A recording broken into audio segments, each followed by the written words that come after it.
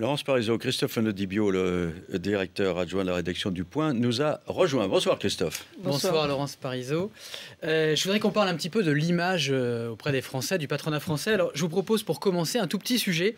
On est allé interroger quelques personnalités du monde politique sur la perception qu'ils avaient du patronat et je voudrais que vous me disiez ce que vous en pensez. On regarde ça. Ce que j'ai envie de dire, moi, à Madame Parisot, c'est à quand une voix nationale du MEDEF moins clanique, moins dogmatique, plus en phase avec les réalités des petits, moyens patrons sur le terrain. Quand j'entends certains discours politiques, un chef d'entreprise est forcément antisocial, forcément il rêve de licencier, je crois qu'il faut arrêter de caricaturer. Je pense qu'ils ont besoin aujourd'hui qu'on rappelle quand même qu'ils sont indispensables à l'économie. Je fais plus confiance, même si ça peut surprendre, aux adhérents du MEDEF pour créer des emplois qu'au budget de l'État pour les créer, mais pas toujours pour les financer. J'ai d'abord l'image des chefs d'entreprise, des petites et moyennes entreprises que je croise dans ma circonscription, avec qui je travaille, qui, je dirais, travaillent dans l'intérêt général. Et puis, j'ai une autre image, c'est l'image de ces entreprises du CAC 40, ces entreprises qui ne conçoivent la production dans notre pays que par le filtre des profits et de la financiarisation. Profit, financiarisation, on sent qu'elle est la petite entreprise sympathique et puis le méchant grand patronat. Beaucoup de choses à dire en réaction à ces prises de parole de parlementaires. La première, je voudrais rappeler à tout le monde que le MEDEF rassemble 800 000 entreprises françaises, 800 000. Et je rappelle donc également que le CAC 40 ne comprend que 40 entreprises, comme son nom l'indique. Tout ceci pour expliquer que nous sommes tous ensemble, de la petite entreprise à la plus grande, à Total, qui est la plus grande entreprise française, rassemblés autour des mêmes valeurs, de l'esprit d'entreprise, de l'esprit de conquête, de la volonté de créer, de produire des services, des idées nouvelles, dans un esprit toujours d'équipe. Et que cela, les Français le savent très bien. Ils savent très bien que ce sont les entreprises, avec à leur tête un chef d'entreprise qui favorise, qui permet la création de richesses. Dans toutes les enquêtes d'opinion, vous pouvez observer que 2/3 des Français apprécient les chefs d'entreprise. Et dans les enquêtes internes aux entreprises, vous voyez d'une manière encore plus marquée que les salariés aiment, voire admirent leur patron. Oui, alors qu'est-ce qui se passe? Oui, Juste, je oui finis. parce que certains patrons ne disent pas la même chose que vous.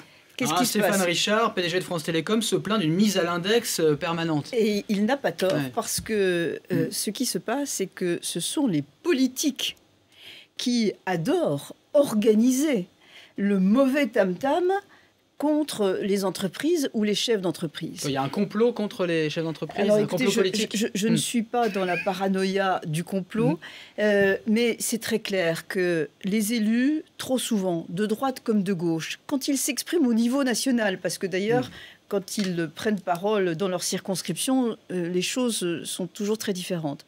Mais souvent, au niveau national, ils cherchent à désigner le chef d'entreprise, le patron, comme le bouc émissaire de tous les maux de notre pays, ou moi je dirais comme le bouc émissaire de leur propre impuissance. Parce que la situation économique va mal, c'est la faute des patrons. Parce que le chômage augmente, c'est la faute des patrons. Alors que nous considérons que c'est parce qu'il n'y a pas une politique économique suffisamment pro-entreprise pour permettre de réduire le chômage, etc. Mais au fond, moi, je tiens à vous dire que dans mes contacts avec le grand public, ou plus encore dans mon contact qui sont très fréquents avec les nouvelles générations, je vais dans les universités. Il y a quelques jours, je fêtais l'anniversaire de Nos Quartiers ont des talents, qui est une association que nous avons créée, dont je suis largement à l'origine, qui permet d'aider des jeunes diplômés issus des quartiers défavorisés à trouver, grâce à un système de coaching, un emploi qu'ils ne trouvaient pas ailleurs. Tous ces jeunes que j'ai vus récemment, ils disaient « merci de vous occuper de nous et on a envie de rentrer chez vous ». Alors, vous avez dit que c'était au fond la faute des hommes politiques qui organisent cette, non pas complot bien sûr, mais cette parole, cherche un bouc émissaire. Vous-même, vous avez accusé Arnaud Montebourg, le ministre du redressement productif, que vous trouviez pourtant sexy, c'était votre mot, quand il avait posé en marinière Made in France. Vous avez dit dit qu'il s'attaquait aux familles entrepreneuriales françaises. C'est grave comme accusation. J'étais très étonnée de voir que Arnaud Montebourg avait eu des propos inadmissibles à l'égard de la famille Peugeot au mois de juillet. Et puis là, quand il s'agit de ArcelorMittal, là encore, il a eu des propos à l'égard de la famille Mittal. Donc je me suis interrogée, je me suis demandé s'il avait quelque chose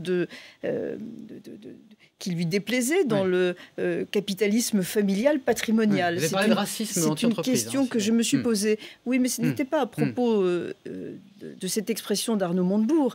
Oui, il y a trop souvent vraiment une volonté marquée de caricaturer, parfois même d'injurier les chefs d'entreprise, et ce n'est pas acceptable. Ce n'est pas acceptable, et je vous dirais même... C'est un bon ministre ou un ministre négatif ? Je termine juste en disant, parce que je veux que tout le monde l'entende, que les chefs d'entreprise que nous sommes, nous ne supportons plus d'être traités comme nous le sommes parfois par les politiques. Je dis bien, nous ne le supportons plus. Alors sur Arnaud Montebourg, nous n'étions absolument pas d'accord sur la question de la nationalisation. On l'a évoqué tout à l'heure. Oui. Il y a une vision excessivement interventionniste, ultra-étatiste d'Arnaud Montebourg. Mais quoi, il comprend pas. Ce que vous lui reprochez, c'est de ne pas comprendre les enjeux de l'économie. En fait, il est à côté de la plaque. Il n'est pas dans l'économie du monde d'aujourd'hui. Il n'est pas dans l'économie du 21e siècle. Il n'est pas dans cette économie qui est rapide, qui est mouvante, qui nécessite une adaptation permanente. C'est un homme du passé, Arnaud Montebourg. En revanche, il est très attaché, et sincèrement attaché, à la défense de l'industrie, à la défense de l'économie de notre pays.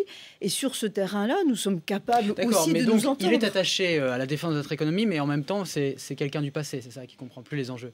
J'aimerais que Arnaud Montebourg m'accompagne un jour dans une visite avec des chefs d'entreprise en Asie, pour qu'ils comprennent comment là-bas les choses sont en train de se faire, comment là-bas on a des taux de croissance élevés. Il faut qu'il voyage, quoi, qu'il aille un peu... Comment là-bas on est en train de gagner en prospérité d'une manière tout à fait extraordinaire.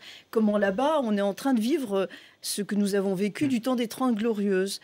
Je crois qu'il faut comprendre ce qui se passe autour de nous. Peut-être que nous avons trop souvent en France, et les politiques en particulier, de droite comme de gauche, un raisonnement trop hexagonal, une difficulté à voir au-delà des frontières. Alors, la perception du patronat, on en a parlé. En même temps, est-ce que c'est pas un petit peu problématique de voir que c'est la crise, hein, vous avez parlé tout à l'heure avec Olivier de que l'appauvrissement gagnait en fait en France. Et puis de l'autre côté, on découvre un rapport, hein, le rapport fait par la société d'analyse Proxinvest, qui nous dit que malgré la crise, eh bien, les rémunérations des grands patrons français augmentent, alors que leurs performances sont globalement médiocres.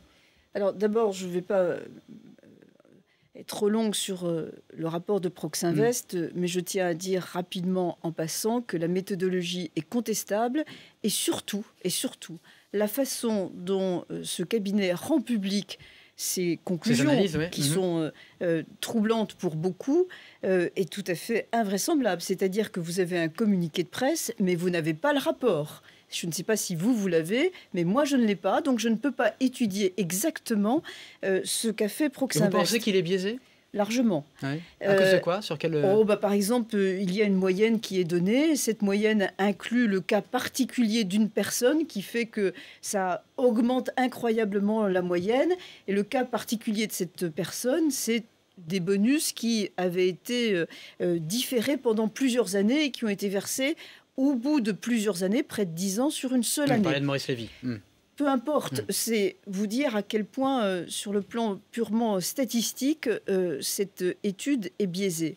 Cependant, j'ai toujours été, je crois même à la pointe, pour dire qu'il fallait faire attention aux rémunérations, qu'il y avait des excès qui n'étaient pas admissible, surtout quand il y a une déconnexion entre les rémunérations et la performance.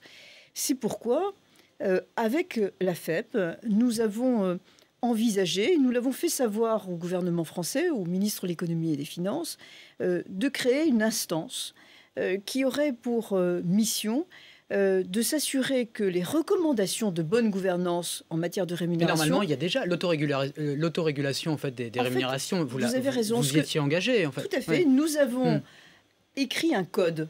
Et ce code est très bien. Il n'y a aucun pays... Mais il est respecté ? Mais justement, ce code est très très bien. Il n'y a aucun pays au monde qui a un code équivalent. Mais il n'y a pas de personne ou d'instance chargée de surveiller l'application du code. Nous avons écrit ce qu'il fallait faire. Ce qui manque, c'est l'instance qui surveille l'application. Donc nous préconisons aujourd'hui éventuellement de créer cette instance qui superviserait l'application du code. Alors le ministre de l'économie Pierre Moscovici ce matin dans le journal du dimanche parlait d'un volet législatif qui serait peut-être pris sur certaines rémunérations des patrons du privé comme ça avait été fait en fait pour les patrons du public. Est-ce que ça vous inquiète que l'État veuille se mêler des rémunérations des patrons des entreprises privées? Il faut faire attention. Il faut faire grandement attention. Encore une fois, pardon de me répéter, l'économie est dans une situation dramatique. Le gouvernement a fait un certain nombre d'erreurs. J'en ai cité quelques-unes. Je rappellerai la fiscalité sur les plus-values de cession d'actions, qui est quelque chose qui va être destructeur pour l'entrepreneuriat, qui ne va pas favoriser le développement des business angels. Alors, de la même façon, n'envisageons pas la question de la rémunération des dirigeants d'une manière telle que les meilleurs soient découragés, démotivés ou tout simplement, je dirais, attirés par d'autres entreprises étrangères. C'est pas simplement au niveau français, parce que la Commission européenne aussi proposera en 2013 des mesures pour améliorer aussi cette transparence dans les rémunérations. Ça me va. Ça me va. Mettons-nous dans le cadre européen. C'est la meilleure façon, effectivement, de faire en sorte que nous soyons dans du raisonnable, mais que nous empêchions d'une mauvaise concurrence à l'intérieur de l'Europe sur ce sujet-là. Vous parliez de l'AFEP, l'Association française des entreprises privées. Alors, ça énerve beaucoup le patron de l'AFEP, Pierre Pringuet, qui dit « Nulle part dans le monde, je n'ai vu d'approche aussi normative sur les rémunérations des dirigeants ». Donc lui, il s'énerve, pas vous.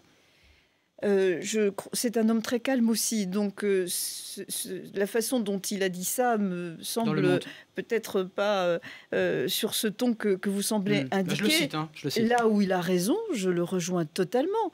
Il n'y a qu'en France que c'est devenu... C'est comme l'affaire Depardieu.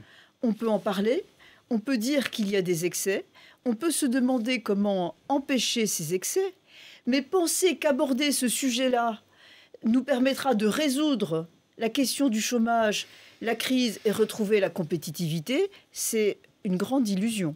Est-ce que l'écrivain Michel Houellebecq, qui vivait en Irlande, qui a annoncé donc aujourd'hui qu'il revenait en France au moment où Depardieu la quitte, a raison de le faire? Est-ce que vous lui envoyez des fleurs? Est-ce que c'est un beau message? Je ne connais pas du tout la raison du retour de M. Houellebecq. Raison, c'est pour parler la langue française, parce qu'en fait, son niveau d'anglais est suffisant maintenant. Mais je ne connaissais pas non plus la raison de son départ en Irlande, donc je vois simplement un petit truc médiatique. Il y avait une vague créée par Gérard Depardieu. Je ne sais pas s'il surfe, mais il a envie de profiter de la vague. Il a envie de profiter de la vague. Je voudrais juste citer Houellebecq, parce que ça vous concerne. Je me demande. Pour Michel Houellebecq, je vous cite dans son dernier livre, « N'ayant guère à vendre que des hôtels de charme, des parfums et des rillettes, ce qu'on appelle un art de vivre, la France avait résisté aux difficultés de la crise. » Vous souscrivez à cette vision d'une France lifestyle, en fait? Pas du tout. Il est totalement à côté de la plaque. Il y a une créativité en France tout à fait extraordinaire. Il y a une nouvelle génération d'entrepreneurs qui est liée à la révolution digitale qui est en train d'éclore et qui a vraiment une créativité, une capacité à inventer. Et moi, ce qui me soucie, c'est que cette génération d'entrepreneurs puisse développer leurs projets, ces projets en France et nulle part ailleurs, et que les mesures prises par la majorité actuellement parfois risquent de les dissuader. Mais savez-vous, par exemple, qu'il y a 2 entreprises françaises qui vont être primées, qui vont recevoir un prix dans quelques mois à Las Vegas, dans ce grand show de l'électronique de Las Vegas. C'est 2 entreprises françaises qui vont être primées. Je suis très favorable, j'adore les rillettes, mais il n'y a pas que ça. Les hôtels de charme et l'art de vivre. Il y a aussi beaucoup de nouvelles technologies. Merci Christophe, on passe à la séquence suivante. Laurence Parisot.